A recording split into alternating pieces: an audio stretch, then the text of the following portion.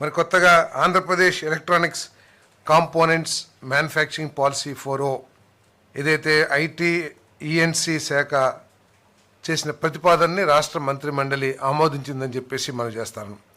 ఇప్పటివరకు ఏమిటంటే మన రాష్ట్రంలో కాంపోనెంట్స్ తీసుకొచ్చి అసెంబ్లీ చేయటం కానివ్వండి, లేకపోతే కాంపోనెంట్స్ని ఇంపోర్ట్ చేసుకుంటాం, ఆ ద్వారానే ఎలక్ట్రానిక్ ఇండస్ట్రీ ఆ స్థాయిలోనే ఉంది తప్పితే పూర్తిగా అన్ని కాంపోనెంట్స్ని ఇక్కడే తయారు చేసుకుని అంటే ఫుల్ ప్రోడక్ట్ని ఒక టీవీ కానివ్వండి, ఒక ఫోన్ కానివ్వండి, లేకపోతే ఎలక్ట్రానిక్కి సంబంధించిన ఏ పరికరమైనా సరే 100% ఇక్కడ మ్యానుఫ్యాక్చర్ కాబోట్లేదని ఇది మనందరికి తెలిసిన విషయమే.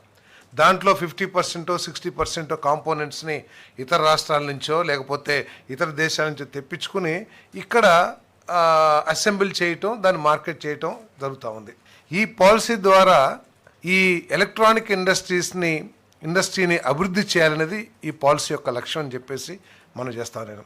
ఈ పాలసీ లేకపోవటం మూలంగా కేంద్ర ప్రభుత్వం ఈ ఎలక్ట్రానిక్ ఇండస్ట్రీస్కి కేటాయించిన ఇన్సెంటివ్స్ని కానివ్వండి, లేకపోతే నిధులు కానివ్వండి డ్రా చేయటానికి మన రాష్ట్రానికి తగు అవకాశాలు లేకపోయినాయి అని చెప్పేసి కూడా ఈ సందర్భంగా మనం చేస్తాను. ఇక్కడ ఎలక్ట్రానిక్ పాలసీని తీసుకొచ్చి గుజరాత్, ఉత్తరప్రదేశ్, తమిళనాడు చాలా లబ్ధి పొందడం కూడా జరిగింది. మరి ఈ పాలసీ తీసుకురావడం మూలంగా రాబోయే సంవత్సరాల్లో $100 to $150 బిలియన్ బిజినెస్ మన వ్యాపారం మన రాష్ట్రంలో జరుగుతుందని చెప్పేసి కూడా నేను మనవి చేస్తాను.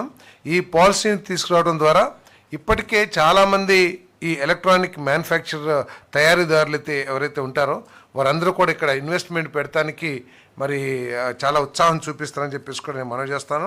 మరి వారు ఇక్కడ ఇండస్ట్రీ పెడతాం ద్వారా ఈ పాలసీ ఉండటం మూలంగా కేంద్ర ప్రభుత్వం నుంచి కానివ్వండి, రాష్ట్ర ప్రభుత్వం నుంచి కానివ్వండి అనేక ఇన్సెంటివ్స్ని పొందటానికి అవకాశం వస్తుందని చెప్పేసి కూడా మనవి చేస్తాను.